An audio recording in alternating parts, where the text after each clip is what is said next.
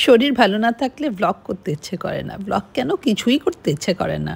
তবু রান্নাঘরে ঢুকেছি, কারণ মুডটা ভালো না থাকলে অন্তত খাবারটা একটু ইন্টারেস্টিং হওয়া উচিত। Hello and welcome to a brand new blog. বন্ধুরা, কেমন আছো তোমরা? আশা করছি তোমরা সকলে খুব খুব খুব ভালো আছো। এখন নেই। শোনো, আমাকে একজন বলেছে রান্নাঘরে এসি লাগিয়ে দিতে।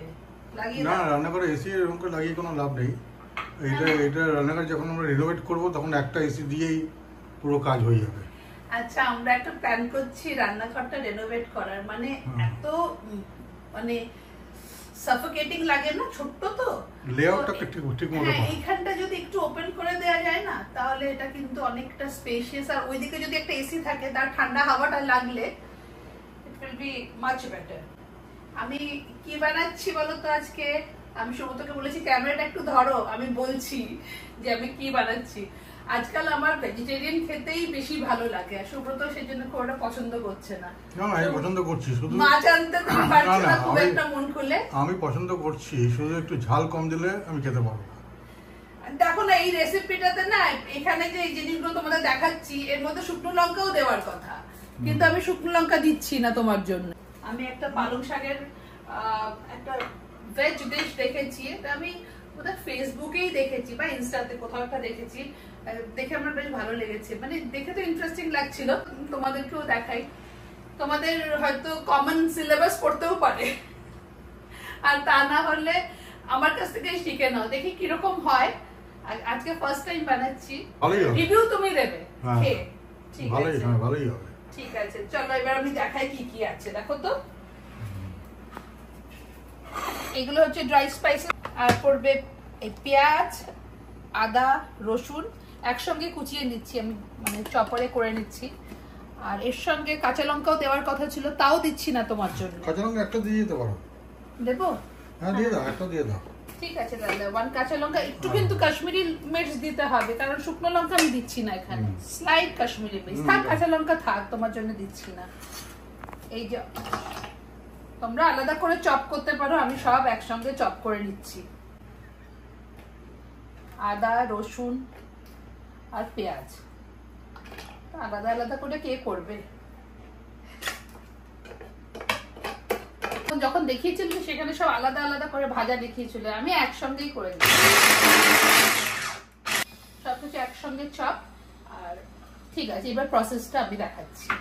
বিকেলে যখনই রান্নাঘরে ঢুকি তখন এই প্রেসার কুকারটা তোমরা নিশ্চয়ই দেখতে পাও। এই কুকারটা কিন্তু ডেডিকেটেড আমাদের রাস্তার ডগিদের জন্য। প্রত্যেকদিন বিকেলে ওদের জন্য এই এক প্রেসার কুকার লিভার রাইস রান্না হয়। এটাকে সরিয়ে দিই। আজকে সকাল থেকে আমার শরীরটা যে কি খারাপ কি বলবো। লিটারালি ফাইট করেছি রান্নাঘরে আসার জন্য, কারণ একবার শুয়ে পড়লে আর উঠতে পারবো না। আমি এটা সবসময় করি, মন খারাপ হলে সেজে গুজে কোথাও একটা বেরোনোর প্ল্যান করে ফেলি। এই দেখো, পালং শাকটাকে একদম ফাইনলি চপ করে নিয়েছি, ফাইনলি। আমার না এই গ্যাসের উপর রেখে রেখেই দেখাতে হয়। জাস্ট এই চিমনির লাইটটাই হচ্ছে একটা লাইট যেখানে মানে আমি প্রপারলি দেখাতে পারি, otherwise there is no proper light. এটা হচ্ছে তোমার পালং শাকটাকে আমি চপ করেছি ফাইনলি, তার সঙ্গে অনেকটা ধনেপাতা। এই পুরো ধনেপাতাটা কিন্তু যাবে। এরকম কখনো আমি পালং শাকের সাথে ধনেপাতার কোনো কম্বিনেশন খাইনি এখন অবধি। চলো তোমাদের দেখিয়ে দিই এই প্লেটে কি কি আছে। 1 টিস্পুন জিরে, 1 টেবিল স্পুন ধনে, 1 টেবিল স্পুন পিনাটস আর 2 টেবিল স্পুন ছোলার ডাল। এর সঙ্গে আমার দেওয়ার কথা ছিল বেশ কয়েকটা শুকনো লঙ্কা। শুকনো লঙ্কা তো দিতে পারলাম না। এবার এই সব কিছু একটু তেলে সাঁতলে নেব। ড্রাই রোস্ট হবে না কিন্তু। একবার তেলটাকে খুব ভালো করে গরম করে তারপর একটু ঠান্ডা করে নিতে হয়, আর তা না হলে এই সব মশলাগুলো না খুব তাড়াতাড়ি কালো হয়ে যায়, আর কালো হয়ে গেলেই একটু তেতো হয়ে যায়। শুকনো লঙ্কা যখন দিতে পারিনি, এর মধ্যে একটু কাশ্মীরি লঙ্কা আর হলুদ দিয়ে গ্যাসটা তাড়াতাড়ি করে বন্ধ করে দিলাম। তারপরে এই মশলাটার মধ্যেই একটু জল ঢেলে রেখে দিলাম, ঠান্ডা করে এগুলোকে পিষে নেব। কড়াইতে এবার তেল বসিয়ে দিয়েছি, আর আমি কিন্তু একটু টেন্সডই আছি। ইনস্টাগ্রামে, ফেসবুকে সব কিছু তো দেখতে ভালোই লাগে, খেতে কি ভালো লাগে? এটা নাকি truck drivers recipe, generally dhaba টাবাতে পাওয়া যায়। তেলে প্রথমে রসুন কুচি, তারপর পেঁয়াজ, তারপর আদা কুচি, এরকমভাবেই দেওয়ার কথা। আমাকে তো দেখলেই সব কিছু একসঙ্গে চপ করে নিয়েছি, আর একসঙ্গে তেলে ঢেলেও দিলাম। তবে পেঁয়াজটা একটু ভালো করেই ভেজে নিতে হবে। তারপর পালং শাক আর ধনেপাতার এই কম্বিনেশনটা একসঙ্গে দিয়ে দিলাম আর অনেকক্ষণ ধরে কষালাম, যতক্ষণ পুরো জলটা না শুকিয়ে গেল। পালং শাকের জলটা কিন্তু শুকাতেই হবে, তা না হলে it will give a bitter taste. আর তারপর তো দেখতেই পাচ্ছ পুরো পেস্টটাকে ঢেলে দিলাম। আর এবার এই পেস্টটাকে কষাবো পালং শাকটার সাথে। তবে এই পেস্টটা করতে কিন্তু অল্প অল্প করে অনেকটাই জল লাগলো, যেহেতু বাদাম আছে, ছোলার ডাল আছে, জলটা টেনে নিচ্ছিল। এবার কিন্তু ভালোভাবেই স্টার করতে হবে, তা নাহলে কিন্তু নিচে আটকে যাবে। আর সেই জন্য আমি স্প্যাচুলাটাও চেঞ্জ করে নিলাম। তারপর গ্রেভির জন্য একটু গরম জল দিলাম। গ্রেভিটা দেখতে বেশি লাগছে তো, একটু পরেই দেখবে পুরোটা টেনে গেছে। লাস্টে আমি একটু ঘিয়ে অল্প একটু রসুন কুচি দিয়ে তারপর 2 শুকনো লঙ্কা দিয়ে একটা তড়কা দিয়ে দিলাম। ঘিটা খুবই অল্প দিলাম, যত বেশি দেবে টেস্টটা অতই ভালো হবে। এরপর মিঠু এসে গেছিলো রুটি আর চা বানাতে।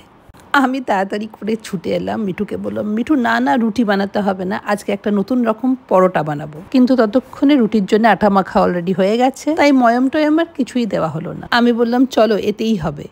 যখন ঠিক করেছি আজকে পরোটাই খাবো, মিঠুকে বললাম রুটির উপরে ভালো করে ঘি লাগিয়ে দাও। তারপর গিয়ে পিৎজা কাটারটা নিয়ে এলাম। ছুরি দিয়ে কাটার থেকে এই পিৎজা কাটার দিয়ে কাটতে অনেক সুবিধা। মিঠু একটু ভয় পাচ্ছিল, জানি না কি করছি আমি কেটে কেটে। আমি বললাম ভয় পাওয়ার কি আছে, আমি তো বলছি তোমাকে কাটতে, কাটো না। আর দেখো পিৎজা কাটার দিয়ে কি সুন্দরভাবে কেটে যাচ্ছে। আমি বানাচ্ছি ফ্লেকি পরোটা, আর এটা ময়দা দিয়ে বানালেই ভালো লাগে। ভালো করে ময়ম দিয়ে এর মধ্যে জোয়ান, কাসুরি মেথি অনেক কিছুই দেওয়া যায়। আচ্ছা, এটা দেখে না আমার মনে পড়ে যাচ্ছে আমার শাশুড়ি মা পুজোর পর বিজয়ের জন্য এরকম কামরাঙা বানাতেন। ময়দায় ভালো করে ময়ম দিয়ে ছোট ছোট লুচির মতন করে বানিয়ে তারপরে ছুরি দিয়ে এরকম করেই কেটে একটু টার্ন করে একটা শেপ দিয়ে ওটাকে ডিপ ফ্রাই করা হতো। তারপর ওটাকে চিনির শিরাতে ডিপ করতেন। সুব্রত কিন্তু মাকে এসব বানাতে হেল্প করতো। কোথায় গেলে তুমি? তোমার লেখাপড়া ছেড়ে, এই যে তোমার চা। মিঠুকে পরোটাটা বেলতে দিয়ে আমি সেঁকে নিচ্ছি। আমিও কিন্তু মাল্টিটাস্কিং করছি, আমার এক হাতে কিন্তু ক্যামেরা। মিঠু এখন প্রো হয়ে গেছে, ফটাফট ফটাফট কাটছে। দেখে কিন্তু কিছুই বোঝা যাচ্ছে না, কিন্তু ফ্লেক্সগুলো তোমাদের পরে দেখাচ্ছি। এটা এত বড় করে বেলাটা ঠিক হয়নি, আর একটু ছোট করা উচিত ছিল। যাই হোক, চা হয়েছে, আমি কিন্তু এবার খেতে বসে যাব। আর এই দেখো পালং শাকটা কি সুন্দর দেখতে লাগছে। দাঁড়াও, এবার তোমাদের একটু ফ্লেক্সগুলো দেখাই। এই দেখো, আমি আগে স্পেন্সার থেকে ফ্লেকি পরাঠা কিনে নিয়ে আসতাম, কিন্তু ওগুলো ভীষণ আনহেলদি। মিঠুকে শিখিয়ে দিয়েছি, আর কোনো চিন্তা নেই। এবার ইমপ্রুভমেন্ট তো আস্তে আস্তে হয়েই যাবে।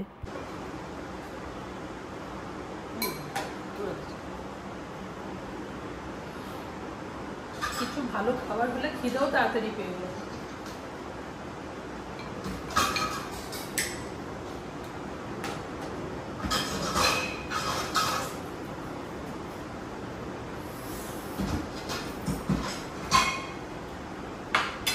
পরোটা, লুচি, রুটি যাই বলো না কেন, গরম গরম খেতে একরকম লাগে, আর পরে খেলে আরেক রকম লাগে। গরম গরম খাবার যখন অপশন আছেই, তখন ওয়াই নট। সুব্রতর জন্য প্লেটটা আগে এনেছিলাম, বাইরে এসে দেখি সুব্রত নেই।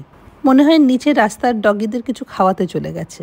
সুব্রত কিন্তু প্রায় এরকম করে, হঠাৎ করে চলে যাবে নিচে, তারপর এই গলিটা, এর পরের গলিটা, পুরো 2টো গলি চক্কর দিয়ে ওদের সঙ্গে কথা বলে ইন্টারাক্ট করে কিছু খাইয়ে দাইয়ে তারপরে চলে আসে। তাই কোন কুকুরটা একটু শরীর খারাপ, কোনটা একটু রোগা হয়ে গেছে, কোনটা বেশি মোটা হয়ে গেছে, এই সব খবর তোমরা সুব্রতর কাছে পেয়ে যাবে। আমি কিন্তু গরম গরম পরোটা নিয়ে বসে গেছি, জানি খেতে খেতেই সুব্রত এক্ষুনি চলে আসবে। এই যে সুব্রত এসেও গেছে, আর আমি সুব্রতর সিটটা ছেড়েও দিলাম। ডাইনিং টেবিলে কীরকম সবার একটা আলাদা জায়গা থাকে না? সুব্রতকে কখনো অন্য কোনো চেয়ারে বসে খেতে দেখিনি, তাই সুব্রত আসাতেই আমি উঠে গেলাম। সুব্রত বলল পালাকের টেস্টটা ইউনিক, একবার ট্রাই করে দেখতেই পারো, খারাপ লাগবে না। তুমি রেডি? আমি রেডি। চলো, আমরা এখন যাচ্ছি আইএ মার্কেট। আজকে আমরা যাচ্ছি গোপালের শপিং করতে, পয়লা বৈশাখের শপিং করতে গোপালের। কবে থেকে বলছি চলো চলো, সব কিছু হচ্ছে, গোপালের শপিং হচ্ছে না। তারপর টপটা চেঞ্জ করেছি, এখন একটা জামা পরে কিছুক্ষণ থাকলেই ঘেমে যাচ্ছে, বারবার জামা কাপড় চেঞ্জ করতে হচ্ছে। চলো যাই। আইএ মার্কেটে একটা ছোট্ট রূপোর দোকান আছে। কবে থেকে ভাবছি গোপালের জন্য রূপোর কিছু একটা নেব। লাস্ট টাইম যখন পুরী গেছিলাম, তখন আমার জন্য যেখান থেকে ফিলিগ্রি ওয়ার্কের কানের গলা নিয়েছিলাম, সেখান থেকে গোপালের জন্য একটা খুব সুন্দর মুকুট নিয়েছিলাম। ফিলিগ্রি ওয়ার্কের মুকুটটা যে কি সুন্দর, কিন্তু ওই দোকানে মুকুট ছাড়া আর কিছুই ছিল না। আমাকে আমার দিদি বলেছিল যে আইএ মার্কেটে চলে যেতে, ওখানে যে রূপোর দোকানটা আছে ওখানে সব কিছুই পাওয়া যায়। তাই সুব্রতকে বললাম, কবে থেকে ভাবছি, চলো আর দেরি করে দরকার নেই, আজকেই চলো। বাইরে একবার ঘুরে আসলে মনোটনিটাও কেটে যায়। এই যে দেখো, দোকানটায় চলে এসেছি। এখানে অনেক অপশন না থাকলেও পাওয়া গেছে। একটা বড় মটরমালার চেন ছিল, সেখান থেকে যতটুকু সাইজ তোমার লাগবে ততটুকু ওরা কেটে দিয়ে দিল। আর এই রূপোর বাঁশিটা কি সুন্দর না, আমার দেখেই পছন্দ হয়ে গেল। আর এই দেখো গোপালের স্টাড। যাক, সব কিছুই প্রায় হয়ে গেল, এবার শুধু একটা জামা কিনলেই হয়ে যাবে। আর এই যে আইএ মার্কেটের এই দোকান থেকেই আমি আমার ধূপকাঠি, গোপালের জামা টামা সব কিছুই নিই। গোপালের জামা বাটি সব হয়ে গেছে। আচ্ছা, এইটা তো দেখে নিন ভাই। বাড়ি ফিরে এলাম, আর ফেরার আগে একবার মায়ের মন্দিরটাও ঘুরে এলাম। আর রূপোর দোকান থেকে আমি নিজের জন্য এটা কিনেছি, দেখো, লোহা, রূপো আর সিলভার, 3টে ধাতুর এই ব্যাঙ্গেলটা। আজকের ব্লগটা তাহলে আমি এখানেই শেষ করি। সত্যি বলতে আজকে ব্লগ করতে পারবো বলে আমি ভাবতেই পারিনি। গতকাল সারা রাত ঘুম হয়নি, ভোরের দিকে 2 ঘন্টা মতন শুধু ঘুমিয়েছি। চোখ মুখ দেখেই তোমরা বুঝতে পারবে। চলো তাহলে, তোমাদের সঙ্গে দেখা হবে আবার একটা নতুন ব্লগে। Till then, bye bye and take care.